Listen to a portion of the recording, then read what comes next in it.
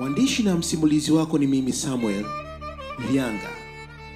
Na hii ni Malkia wa Kitandililo, ikiwa hii ni sehemu ya 7. Siku zilifuata. Ndani ya Skitu kulijawa wasiwasi. Uzito wa hisia zake zenye mgongano, mapenzi, hatia, kuchanganyikiwa kulimlemea kama mzigo mzito usioweza kuondolewa. Lakini licha ya machafuko yaliyotawala moyo wake, alijua kuwa hangeweza kukaa mbali na Jonathan. Nyakati za faraga walizoshiriki, nyakati nzuri za furaha katika maisha yake, ni nyakati ambazo hakuwahi kuzipata katika maisha. Mbali na macho ya dunia, ndiyo pekee nyakati ambazo zilimpa amani.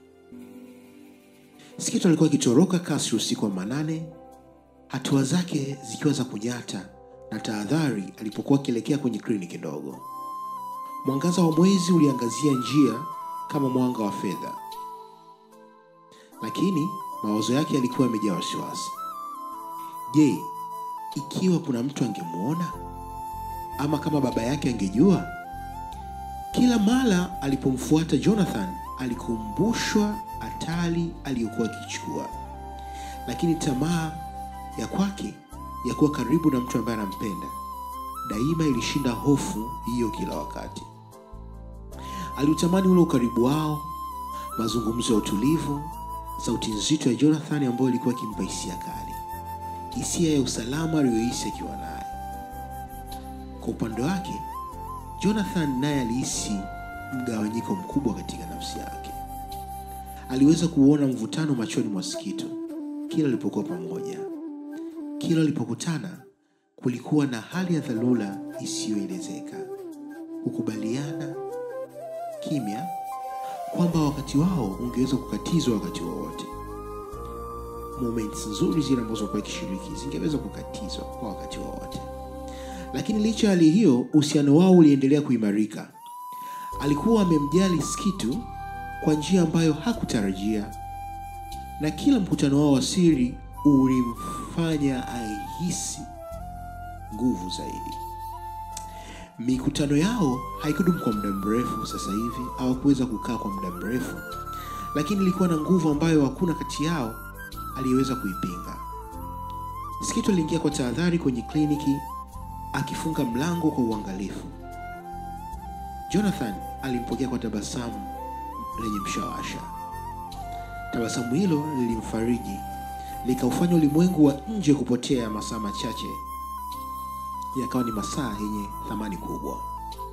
Waliweza kuzungumza kuhusu kila kitu, na pia walizungumza kitu chochote kile kuhusiana na hali ya hewa mbaya ambayo ilikuwa ipo katika kijiji kile. Waliweza kuzungumza kuhusiana na wakazi wa kijiji, lakini pia waliweza kuzungumza matumaini yao ya baadaye. Lakini ilikuwa yale yasiyosemwa, namna walivyoangaliana, ndio yalikuwa yana maana kubwa na nguvu zaidi. Mguso wa upole wa mkono Jonathan, namna alivyoikaza macho yake kana kwamba ndiye mtu pekee duniani, vilisema zaidi ya maneno yoyote. Moyo wa Skitu ulipiga kwa kasi. Pumzi zake zikakatika, na alihisi mvuto ule wa ajabu kuelekea kwake. Alihisi uhusiano usiopingika, uliokuwa sasa mgumu sana kuupuuza.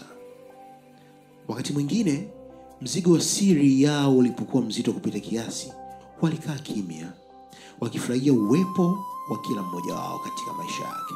Kila mtu alimfurahia mwenzake uwepo wake katika maisha. Ulimwengu wa nje ulionekana kuwa mbali katika nyakati hizo, na kwa muda mfupi waliweza kusahau hatari zilizowakabili. Skitu aliegemea kichwa chake kwenye bega la Jonathan, naye akamvuta karibu, akimkumbatia kwa upole. Ilikuwa ni tendo dogo, ni kitu kidogo cha kawaida tu kumvuta na kumkumbatia, lakini Skitu kwake lilimaanisha kila kitu. Ilikuwa ni wakati pekee alipohisi kuwa huru. Ni wakati pekee alipoweza kusahau majukumu yake ya kifalme. Ni wakati pekee alipoweza kusahau hasira ya baba yake Mfalme Mgimba, na ni wakati pekee ambapo alisahau vizuizi vyote vya maisha yake. Lakini hofu ya kugunduliwa ilikuwepo daima. Hofu ya watu kufahamu kwamba anaenda kwa siri usiku wa manane kwa Skitu. Hofu ile ilining'inia kama kivuli kisichomwacha. Skitu alijua kuwa kila wakati walipokuwa pamoja kwa siri, ilikuwa ni hatua moja karibu zaidi ya kuweza kufichuliwa kwa siri hiyo. Mashaka ya baba yake yalikuwa yakiongezeka, na kila siku iliyopita alihisi kuwa ni swala la muda tu, lakini lazima baba yake atakuja kugundua kila kitu. Kijiji kilianza kufurika na uvumi kuhusu ziara za kifalme za Skitu katika kliniki ya Jonathan wakati wa usiku. Na ingawa alijitahidi kuweka mambo yao kuwa siri, minong'ono kuhusu uhusiano wao ilikuwa imeshaanza kusambaa. Wakazi wa kijiji walikuwa jamii iliyoshikamana, na siri hazikukaa kufichika kwa muda mrefu.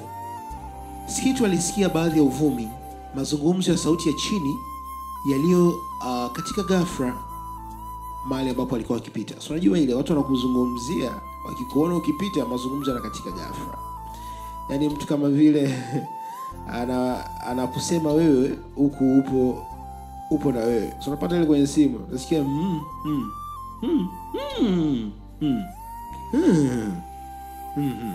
anakata mazungumzo kwa ghafla. Macho ya watu wale ambao walikuwa wakimsema yalikuwa yakibadilishana kwa ishara, wakikonyezana, ikiwa kwamba wanataka kumficha kitu fulani. Licha ya yote hayo, hakuweza kuacha kumwona Jonathan kama ni mtu ambaye anamhitaji. Hakuacha kumpenda Jonathan. Kwa Skitu, Jonathan alikuwa ni zaidi ya mtu yoyote aliyewahi kumhitaji. Katika maisha yake yote tangu anazaliwa, tangu anakuwa katika kijiji kile cha Kitandililo, hakuwahi kumwona mwanamume ambaye anampenda kiasi kile, ama mtu mwingine ambaye anajisikia uhuru mkubwa akiwa naye. Jonathan alikuwa ni mtu pekee aliyemtendea kwa wema na heshima. Mtu pekee ambaye alimuona zaidi ya cheo chake, zaidi ya damu ya kifalme iliyopita kwenye mishipa yake. Jonathan alimuona Skitu kama ni mwanamke mlembo, Skitu kama ni binti mzuri, alimuona Skitu kama ni mke wake mtarajiwa.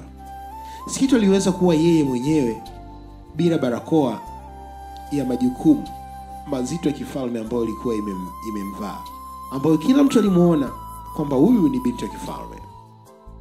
Bila matarajio yoyote yale, Jonathan alimuona kama ni mwanamke mzuri ambaye anapaswa tu kupendwa. Angeweza kuwa mwanamke tu ambaye angekutana naye katika mazingira ya kawaida, lakini itokea kwamba ni mwanamke akini ambaye yupo katika familia ya kifalme, lakini Jonathan bado alimuona kwamba Skitu ni mwanamke tu mzuri ambaye anampenda. Muda mfupi ambao walishare mapenzi yao, hakika ulikuwa ni muda mzuri sana, japo ni muda ambao ulipatikana kwa shida na walifanya kwa vificho vikubwa.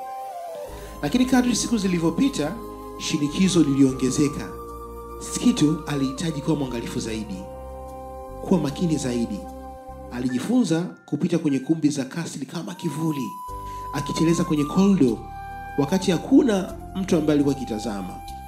Moyo wake ulidunda kwa kasi kwa kila hatua aliyopiga. Zamani alihisi kama ni nyumbani, lakini sasa aliona pale kwenye nyumba ya kifalme sio nyumbani tena, bali ni gereza. Kila chumba kikiwa na uzito wa mashaka yanayozidi kuongezeka kwa baba yake. Jioni moja, Skitu alipokuwa akijiandaa kuondoka kuelekea kliniki ya Jonathan, moyo wake ulidunda kwa kasi isiyo ya kawaida. Alijua kuwa usiku huu ungekuwa tofauti. Alikuwa amesikia mazungumzo kati ya watumishi wawili wa kasri, sauti zao zikiwa chini na za tahadhari, wakizungumzia hasira iliyoongezeka ya mfalme.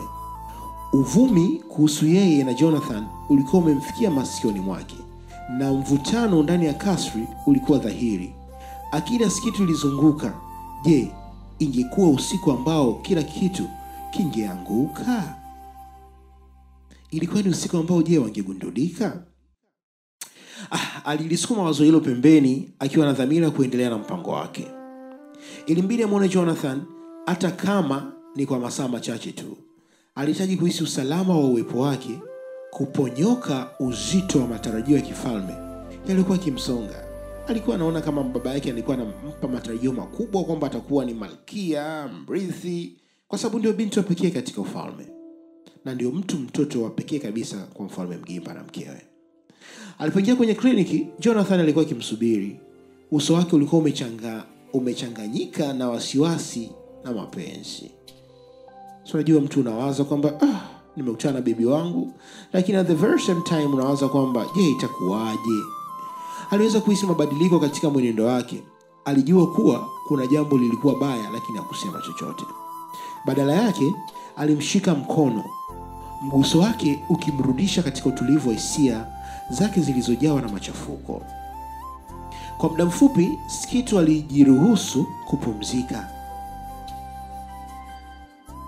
Akamwambia Jonathan, naomba hebu nipumzike kidogo. Alihisi joto la mkono wake, uthabiti wa macho yake, na alijiruhusu kuzama katika hisia za kupendwa na kuthaminiwa. Katika muda huo mfupi ulimwengu wa nje ulipotea. Walikuwepo wao wawili tu, wakishiriki wakati wa utulivu uliopatikana kwa shida katikati ya maisha yao yenye utata. Lakini hatari haikuwa mbali. Walipoketi pamoja, uzito wa mikutano yao ya siri, mvutano unaokuwa kati yao na makubaliano yanayokaribia ya baba yake, yote yalihisi kwa mzigo mzito kifuani mwa Skitu. Kila tabasamu, kila mtizamo, kila mguso ulisababisha ahadi isiyoelezeka ya mambo ambayo yasingeweza kudumu. Mapenzi yao mazuri jinsi ambavyo yalikuwa, lakini sasa mapenzi yao yalikuwepo gizani. Na Skitu alijua kuwa muda si mrefu wangelazimika kutoka katika kivuli cha kukabiliana na ukweli. Kwa sasa, hata hivyo, asingeushikilia wakati huo. Saa chache za amani ndio ambazo zilibaki kabla ya dhoruba ya ukweli kuvamia tena. Unataka kujua kitu gani ambacho kiliendelea? Basi usisahau kulike, usisahau kusubscribe katika channel yetu hii ya Mkongo Mastori kwa ajili ya kupata hadithi na simulizi nyingine nzuri kama hizi. Niendelee? Bonyeza basi kitufe cha like hapo. Kitakusaidia uweze kupata hadithi nyingine nzuri kama hizi. Ngoja niendelee kidogo. Mvutano ndani ya kasri ulikuwa umefikia kilele. Hasira ya mfalme Mgimba, ambayo kwa muda mrefu ilikuwa imejificha chini ya uso wa utulivu, lakini sasa ililipuka kwa nguvu kamili. Tena ilikuwa ni hasira kali sana. Hasira hii ililipuka pale alipopata habari za uasi wa Skitu. Wapelelezi wake walimletea taarifa zilizothibitishwa kabisa. Maana yeye alikuwa na hofu kubwa sana kwamba ni kweli binti yake, mrithi wa kiti cha enzi, Skitu, binti wa Kibena, je, ni kweli alikuwa akikutana kwa siri na daktari, tena mtu wa kawaida ambaye ametoka mjini tunakuja pale kijijini? Daktari Jonathan, mtu aliyethubutu kuiba mapenzi yake, sasa alikuwa tishio kwa kila kitu alichojenga. Wazo lenyewe kwamba Skitu mwanae wa pekee, mrithi wa ufalme wake, hangeweza kumkaidi baba yake. Baba yake alijua kwamba Skitu asingeweza abadan kumsaliti wala kwenda kinyume na vile ambavyo baba yake alikuwa akitaka. Kwa sababu jambo hili la kumkaidi lilikuwa ni fedheha ambayo hangeweza kuvumilia. Mfalme alipothibitisha kuwa binti yake alikuwa akiendelea na mikutano yake ya siri na Jonathan, licha ya amri yake ya wazi na ya kutisha, hasira yake haikujua mipaka. Alikasirika sana. Hakukuwa na mpaka ambao ungeweza kuzuia hasira zake. Mawazo kwamba mtu wa kawaida angeweza kuchafua damu ya kifalme. Sembuse kuchaguliwa na Skitu. Skitu alimchagua Jonathan baada ya kumchagua baba yake. Skitu alimchagua Jonathan baada ya kuchagua heshima ya kifalme ambayo alikuwa nayo. Baba yake akasema haikubaliki. Abadan, kamwe haikubaliki. Haitakubalika, maana fahari na mamlaka na udhibiti juu ya hatima ya binti wa kifalme vilikuwa viko hatarini sasa. Vilikuwa vinaenda kutoweka. Na heshima mfalme ilikuwa inaenda kutoweka.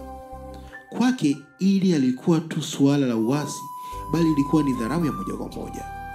Macho ya Mfalme Mgimba alikuwa akiwaka kwa ghadhabu alipokuwa akitembea kwa hasira katika kumbi za kifahari za kasi lake. Hatua zake zilikuwa kama ngurumo katika kimya cha usiku. Hakuweza tena kuvumilia dharau hii. Matendo ya Skitu yalikuwa yamemdhalilisha na alikuwa ameamua kutoa mfano kupitia yeye. Lakini haikuwa tu uasi wa Skitu uliomkasirisha, bali ilikuwa ni yule mtu aliyesababisha yote haya, yaani Jonathan. Yaani yule daktari kutoka mjini ambaye alikuwa amefika hapa katika kijiji. Hakukuwa na haki yoyote ya mfalme kufanya vile ambavyo alikuwa anataka kuvifanya, lakini mfalme alijiona kwamba yeye yuko juu ya kila kitu na neno lake ni sheria. Na alimuona kama Jonathan alikuwa yuko njiani amesimama kuzuia mstakabali wa binti yake. Sasa alikuwa katikati ya ghadhabu ya kifalme. Ghadhabu ya mfalme mkali, Mfalme Mgimba. Mfalme aliwaita washauri wake, aliwaita askari wake na yeyote ambaye angeweza kutekeleza amri yake. Alisema kwa ghadhabu kubwa, "Nileteni Jonathan. Ninaagiza." Aliongea kwa sauti kali, sauti yenye ubaridi mkubwa kama barafu. "Ninasema Jonathan atalipia dharau yake. Na sasa ataelewa matokeo ya kuniasi. Mimi sio mfalme mjinga. Ni lazima nitamuonyesha." Askari wake walikuwa wepesi kuitikia. Walikuwa wamefunzwa vyema, wakiwa wamezoea kutekeleza amri za mfalme bila swali. Walianza safari yao kuelekea kliniki mara moja, wakiwa wameazimia kumkamata mtu huyo aliyethubutu kupinga mapenzi ya kifalme. Habari za msako huo zilisambaa kwa haraka na wanakijiji walianza kunong'ona kwa hofu. Kila mtu alijua kwamba kumkasirisha Mfalme Mgimba kulimaanisha kukabiliana na hasira yake, na hakuna aliyekuwa salama wakati mfalme akiwa na ghadhabu kama hiyo. Wakati huo Skitu, bila kujua dhoruba iliyokuwa inakuja, alienda tena kliniki kwa mpenzi wake. Moyo wake ulikuwa mzito, akitambua kuwa mikutano yao ya siri ilikuwa inazidi kuwa migumu sana na hasingeweza kuificha tena. Lakini alikuwa amedhamiria kumuona. Hakuweza kustahimili wazo la kutokumuona tena, kutokuhisi mguso wake wa joto, kutokusikia sauti yake nzuri, na kupoteza furaha pekee ambayo aliyokuwa nayo kwa muda mrefu. Alipokuwa akitembea kupitia katika njia ambazo alikuwa akipita mara zote, maana alikuwa akijificha katikati ya njia za kijijini ambazo watu wasingeweza kumuona sana. Alijaribu kufuta wasiwasi uliokuwa ukimwandama, lakini kulikuwa kuna hali ya wasiwasi angani, hisia ya hatari iliyokuwa inakaribia. Hakujua kwamba askari baba yake walikuwa njiani kwa mtu ambaye alikuwa akimpenda. Walikuwa wakimfuatilia mtu yule, walikuwa wakimfuatilia Jonathan. Jonathan alikuwa yuko karibu kunyakuliwa na kwenda mbali kabisa na Skitu. Alipofika kliniki, milango ilikuwa tayari imefungwa. Alibisha kwa upole, moyo wake ukipiga kwa kasi akisubiri Jonathan aje amfungulie. Lakini sekunde zilionekana kama milele. Alibisha tena na tena. Alibisha tena. Safari hii kwa haraka zaidi hapakuwa na jibu. Hofu ilianza kumpanda. Ghafla alisikia sauti nyuma yake. "Binti mfalme, Skitu, lazima uondoke." Mwanakijiji mmoja alimnong'oneza kwa wasiwasi. "Askari wa mfalme wanakuja." Moyo wa Skitu uliruka kwa hofu. "Unamaanisha nini? Jonathan yuko wapi? Yuko wapi Jonathan wangu?" Sauti yake ikitetemeka. "Sijui, lakini wanamtafuta," mwanakijiji alisema, macho yake yakiakisi hofu. "Lazima uondoke sasa binti. Binti mfalme, watamwadhibu yoyote atakayejitahidi kumlinda Jonathan. Wataweza hata kumuua." Skitu alihisi kana kwamba dunia ilikuwa inateleza kutoka chini ya miguu yake. Askari wa mfalme walikuwa wanamtafuta Jonathan na hakuwa na uwezo wa kuwazuia. Wakati huo ulimwengu wake ulionekana kuporomoka. Hakuwahi kufikiria kwamba mapenzi yake kwa Jonathan yangeweza kusababisha matokeo kama haya. Alikuwa amejikita sana katika furaha yao ya siri kiasi kwamba hakuweza kuona dhoruba inayokaribia. Unataka niendelee? Bonyeza basi kitufe cha like na kusubscribe ili uweze kuona kitu gani ambacho kinaendelea. Alichukua hatua za haraka akikimbia kupitia mitaa ya kijiji. Akili yake ilihaha akihitaji kufika kwa Jonathan. Alitamani akifika kabla ya kuchelewa. Moyo wake ulikuwa ukidunda kwa kasi na miguu yake ilikuwa kama igusi ardhi, huku akisukumwa na msukumo wa hofu na upendo. Alilazimika kumtafuta. Hakuweza kumruhusu baba yake kumwangamiza mtu pekee aliyemletea furaha. Lakini alipokaribia kliniki, alikiona kitu kilichomfanya aishiwe damu mwilini. Askari walikuwa tayari wamekwishafika, wakimvuta Jonathan nje ya jengo dogo. Mikono yake imefungwa nyuma, uso wake ulikuwa umejeruhiwa, macho yake yakiwa yamejaa uchungu na mshangao. Alipomtazama Skitu, huzuni ilitanda machoni mwake, lakini hakukuwa na muda wa maneno. Askari walikuwa tayari wakimsukuma kuelekea kwenye gari lililokuwa likimsubiri, mikono yao ikiwa ni migumu na isiyo na huruma. Skitu alipigwa na butwa alipokimbia mbele. Hofu na uchungu vikamfanya atetemeke. "Hapana! Hapana!" alipiga kelele akinyosha mikono yake kumfikia Jonathan. Lakini askari mmoja alisimama mbele yake akamzuia. "Tafadhali binti mfalme, tafadhali sana," alimuomba, sauti yake ikitetemeka kwa hofu na ghadhabu. "Mwacheni, hajafanya kosa lolote. Kwani kunipenda mimi ndio kosa?" Uso wa askari huyo ulikuwa mgumu kama jiwe. Amri za mfalme ni amri ya mfalme. "Binti mfalme, sikiliza, baba yako unamjua, lazima adhibiwe kwa kosa lake." Hapana, Jonathan wangu jamani." Skitu alipiga kelele tena, lakini sauti yake ilizimwa na baridi ya hali iliyokuwa mbele yake. Hakuna aliyekuwa tayari kumsikiliza. Hakuwa na mamlaka ya kuzuia jambo hilo. Machozi yalitiririka mashafuni mwake, huku akitizama namna Jonathan ambavyo alikuwa akipelekwa mbali.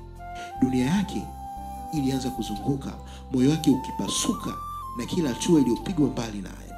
Alikuwa amemwangusha. Mapenzi yake yamesababisha. Skitu alianguka magotini. Alipiga magoti chini, akaanguka kwenye ule udongo akiwa amejialagaza. Vilio vyake vilijaza kijiji kizima.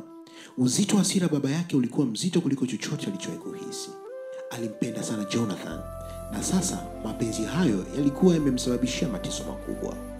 Uchungu ndani ya kifua chake ulikuwa mkali, na kwa mara ya kwanza Skitu alielewa gharama halisi ya kumpinga mfalme. Alielewa kama ni kweli baba yake alikuwa akimaanisha, kwamba ni kweli baba yake alikuwa na hasira kubwa sana, na kwamba ni kweli baba yake alikuwa hamtaki Jonathan. Dharuba ilikuwa imefika, na moyo wa Skitu sasa ulikuwa umesimama kati ya mapenzi na wajibu. Afate mapenzi yake ama afate wajibu wa mfalme, kati ya Jonathan na baba yake.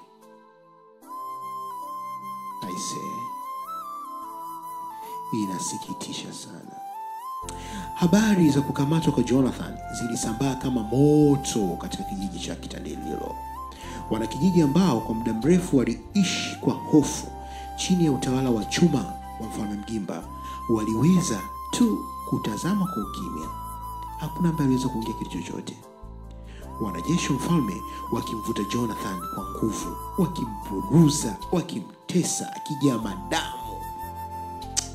Skitu akiwa na moyo uliovunjika vipande vipande, hakuwa na uwezo wa kufanya chochote, hakuwa na uwezo wa kuzuia hayo, hakuwa na uwezo. Alimtazama mwanamume ambaye alimpenda, mtu pekee aliyemtendea kama binadamu na si tu kama binti wa kifalme. Sasa alikuwa amefungwa, hatima yake ikiwa mikononi mwa ghadhabu kali ya baba yake. Jonathan alipelekwa katika kasri la mfalme, ambapo alitupwa ndani ya chumba chenye giza kubwa, chumba chenye baridi. Unajua makambako walikuwa na baridi, na kile chumba kilikuwa kina baridi sana. Chumba kilicho ndani kabisa ya gereza la kifalme. Kuta za mawe za kasri zilionekana kumzonga. Hewa ya mahali pale ikiwa ni nzito na harufu ya huzuni na mateso. Mwili wake ukiwa umechubuka na kuumizwa na wanajeshi wa mfalme waliomshughulikia kwa ukatili mkubwa. Walimpiga na kumtesa sana. Yaani kulikuwa kuna udhaifu mkubwa sana juu ya sakafu yenye baridi. Lakini alilala hivyo hivyo. Mikono yake ilikuwa imefungwa kwa minyororo. Moyo wake umevunjika, lakini haujafa kabisa. Sauti za kasi zilifika mbali gerezani. Ni kelele za mbali za amri ya hasira mfalme tu ndizo zilizoweza kufika masikioni mwake. Katika ghadhabu yake, mfalme aliagiza Jonathan afungwe na adhibiwe, ateswe sana. Haiwezekani anajifanya kwamba ni jasiri wa kumpenda Skito. Haiwezekani anajifanya ni jasiri wa kumpenda binti mfalme. Kwa mfalme, daktari huyo hakuwa chochote zaidi ya kikwazo ambacho kilihitaji kuondolewa ili kuhakikisha binti yake anaolewa na mchumba wa kifalme aliyepangiwa. Akiwa amelala sakafuni, mwili wake ukiwa na maumivu makali, Jonathan alifikiria juu ya Skito. Je, alikuwa amejua kuhusu kifungo chake? Je, alikuwa salama? Au ghadhabu ya baba yake ilikuwa imeelekezwa kwake pia? Moyo wake uligubikwa na hatia. Lakini Jonathan alimpenda sana Skito. Japo alikuwa na maumivu makubwa, lakini bado aliweza kumwaza binti huyo. Alikuwa amempenda binti wa kifalme, mwanamke aliyestahili maisha ya uhuru mbali na ukatili wa baba yake. Hakuwahi kutaka kumletea madhara hata siku moja, lakini sasa alihisi kwamba upendo wake umeleta mateso kwake. Wakati huo huo, Skito alikuwa akizunguka chumbani mwake kwa wasiwasi, akishindwa kustahimili mzigo wa kilichotokea. Kuta za kasri ambazo awali zilimpa faraja na ulinzi, sasa zilimfanya ajihisi kama mfungwa. Fikra juu ya Jonathan zilitawala moyo wake. Alijeruhiwa na kufungwa. Jonathan amejeruhiwa, anapigwa kwa ajili yangu. Skito alijisemea, huku hisia zile zikimtesa kila sekunde. Hakuweza kula, hakuweza kulala. Kila pumzi aliyovuta ilikuwa nzito, ikijaa maumivu ya moyoni kwa kujua kuwa mwanamume aliyempenda alikuwa akiteseka kwa sababu yake. Alikuwa amejitahidi kumpinga baba yake, lakini haikuweza kuzaa matunda kwa muda mrefu. Siku za mwezi 40, leo 40 yao ilikuwa imefika. Kumpenda Jonathan licha ya vikwazo vyote ndicho kitu ambacho alikuwa amekiahidi. Ndio kitu ambacho alikuwa amekubaliana na Jonathan. Lakini sasa aliona kana kwamba uasi wake umesababisha maumivu tu. Daima alijua kuwa baba yake ni mkatili, lakini hakuwahi kufikiria kwamba angeenda mbali hivi na kumharibia maisha. Katika utulivu wa usiku, Skito alifanya uamuzi wake.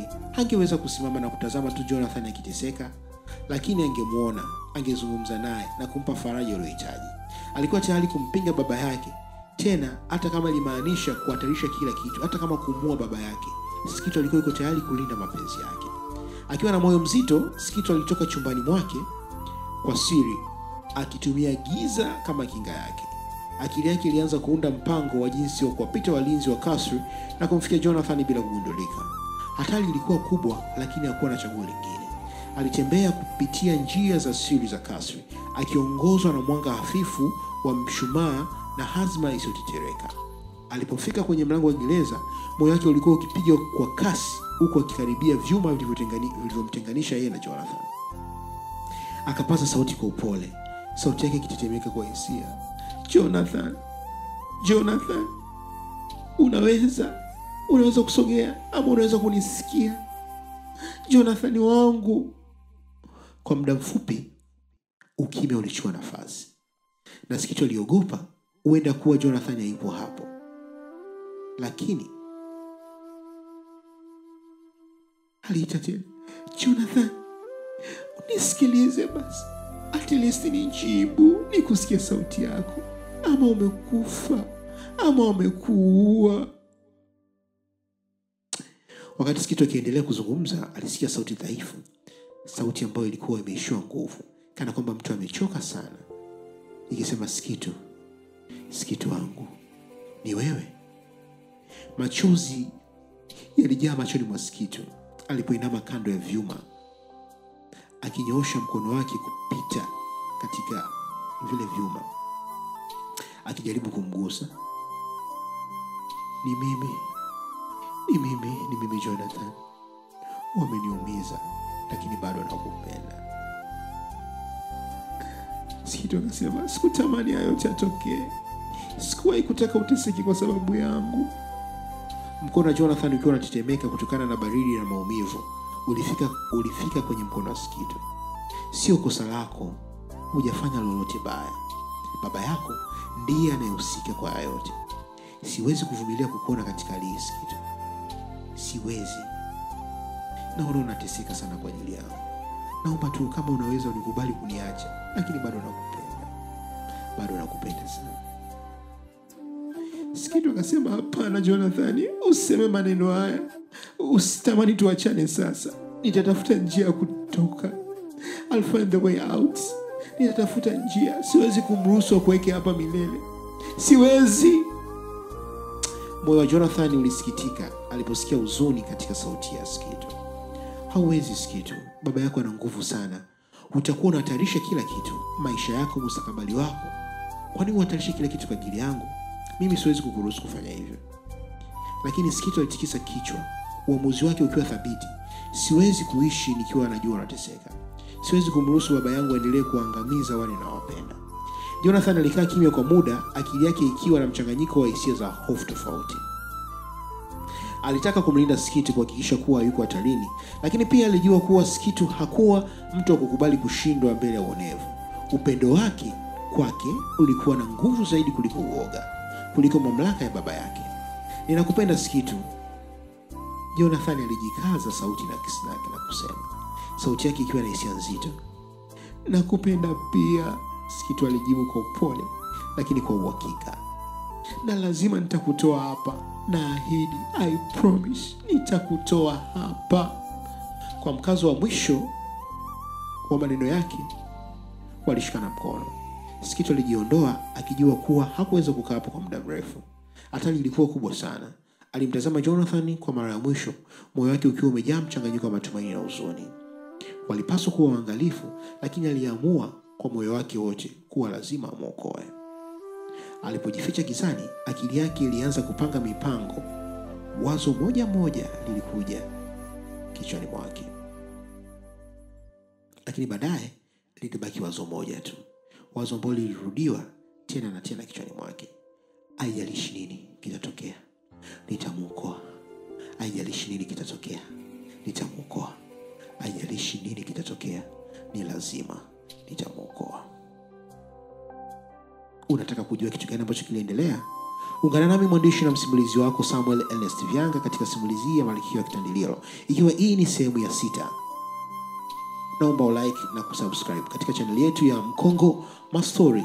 Tunapatikana TikTok, tunapatikana YouTube, tunapatikana Instagram. Uko kote tunapatikana. Tafadhali sana naomba ulike ili tuweze kukupatia simulizi nzuri nyingine kama hizi. Mpaka wakati mwingine, ni mimi mwandishi wako Samuel Ernest Vyanga, na hii ni sehemu ya 7, sio sehemu ya 6 kama nilivyosema. Ungana nami muda si mrefu sana, siku si nyingi nitakuletea sehemu ya 8. Ciao, nakupenda. Thank you.